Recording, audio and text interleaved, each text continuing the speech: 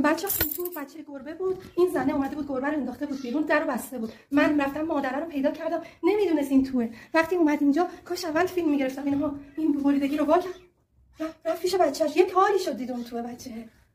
بودو بچه‌تون توه.